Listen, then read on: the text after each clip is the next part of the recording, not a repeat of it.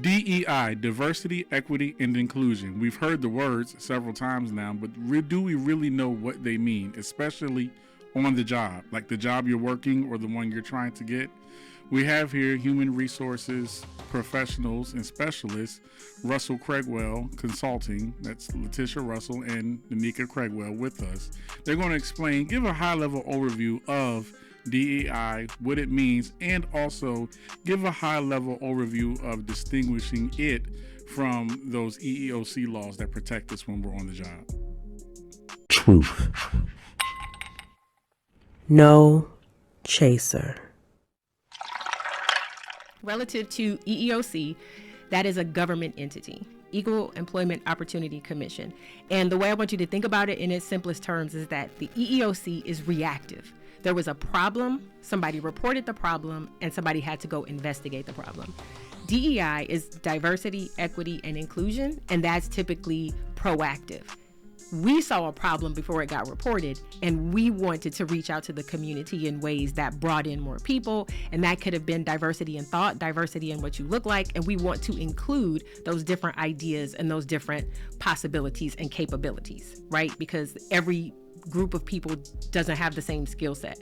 When you think about an EEO issue, there are only certain issues that can even be classified under EEO, and that is race, gender, genetics, things like that. So let's just pretend for the sake of argument that you work in a place and you feel like, oh my goodness, they discriminated against me because I'm a black male. You have an issue, and then you go and you report that to this entity that is EEOC. That is a case.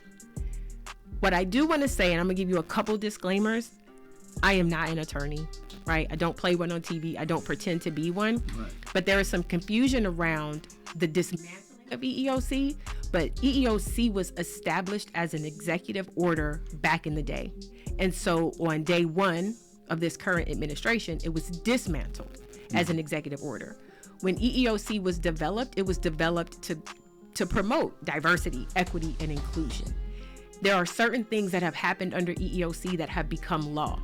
EEOC or EEO was not law, it was executive order. I'm going to kind of leave that right there because even as we speak, that's a really fluid issue. There's a lot of legalities involved in that, but I think what you should take away from what I just said is that EEOC is reactive. I have a problem. I'm not happy with it. I feel like somebody did me wrong. I'm going to go have it investigated. Diversity, equity, and inclusion is cast a wide net so you can get as many thoughts, create as much inclusion as possible so that you avoid people saying you didn't hire me or you fired me because of my race, because of my gender, because of my genetics. And those are the two biggest differences. DEI was the result of people recognizing like, hey, we have to do this differently. It was the result of people getting sued because you have overlooked my qualifications and you have only looked at my exterior and decided that you didn't want to deal with me. You treated me differently. So as a society, let's do better. So those are the real differences. Government agency versus voluntary programming that is implemented on a per company basis in the way that they see fit, in the way that works for their environment. So if I'm hearing correctly, then DEI is more so is more so a CYA for So what I would like to do, I would like to say, I don't want to paint it that way. Because I think then that brings about a negative connotation, and let me tell you why. Okay. Because if you paint it as CYA, then when I get rid of it, what difference does it make? Because it sounds like you didn't believe in it in the first place. And now people are really, really upset because they're tampering with EEO and, oh my goodness, all these DEI hires, and that's not the case. But if that's how you feel, then don't be alarmed, don't be upset, right? Mm-hmm. Don't be bothered, when it's gone. If you feel like it's CYA. On some level, maybe it was. But that CYA created opportunities. That CYA kept people out of trouble because guess what? I would rather reach out and hire you and get your difference in thoughts and what you look like and all the things than have you sue me because I didn't happen to consider your particular set of skills, right? In my Liam Neeson voice. So I don't want to put that negative spin on it, but that's just me. So, Tish, anything to add? No, I agree with you. I said no, and I agree, but I agree with you, right? But it's so much. It's such a larger thing versus a CYA, and so just making sure kind of those bullet points at a high level is much more. And so when you think about like how am I impacted by this, that's how. Whether it's an employer or an employee, we need you to really think about the points around, is this reactive? Is this, are we trying to be proactive with various programs, or are we being reactive when it comes to things? Okay. So what's your suggestions on like how people should move forward in this climate though? So that's a loaded question. I'll start if you don't mind. So my mantra for, I'm going to say the year right now is govern yourself accordingly. I don't know what that looks like in your house, right? But what I'm not doing is and I think I'm a little bit closer to it because of what I do for a living, but I can't get caught up in what you want to take away from me. What I have to do is I have to think about the things that I can control. I can go right now, whip out my resume, look at my LinkedIn profile, market myself differently, and I have to figure out how I want to pivot, right? Full disclosure, my spouse works for the federal government. So every day is something different. Every day there's a different discussion. And so what can I affect in that? So govern yourself accordingly. What are you doing to take care of your house? What are you doing to lock up your money?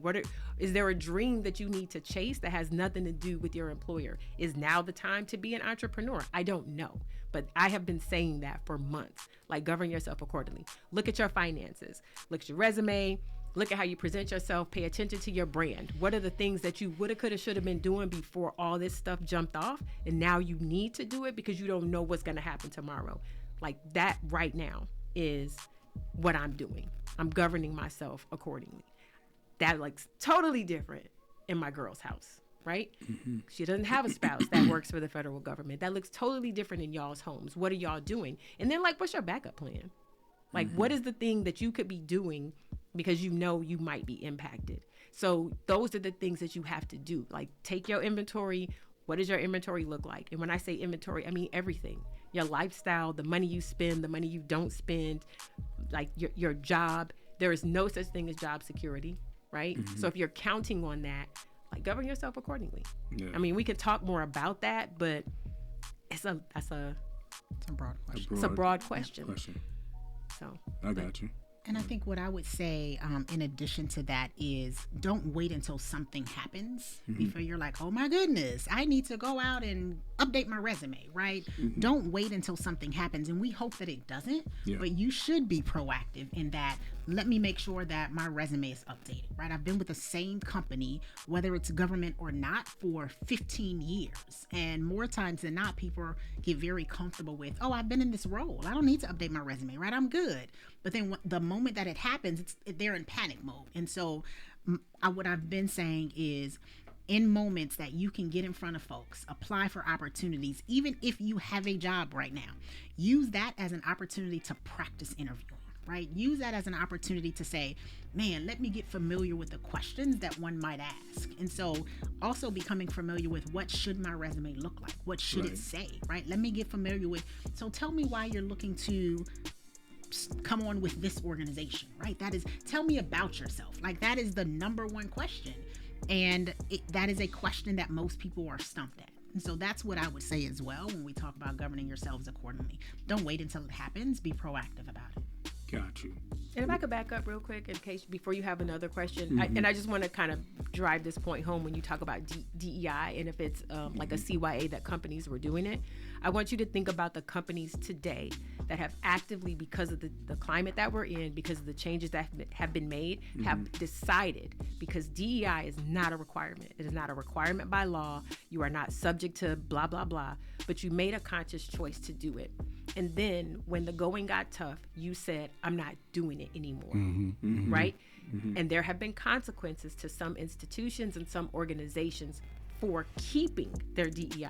So as you're out here and you're doing what Latisha said, and you're taking your inventory and you're governing yourself accordingly, I want you to think about that if those are organizations that you want to be a part of, right? Because we weren't checking for that. A lot of people weren't checking for that until it was gone.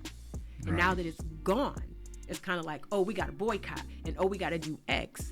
Why? Because they shifted what they were doing. So you have to govern yourself accordingly. Do you want to go to that organization knowing that they might not respect and appreciate, right, what people believe a DEI company, organization, or program should look like versus what it was originally intended to do?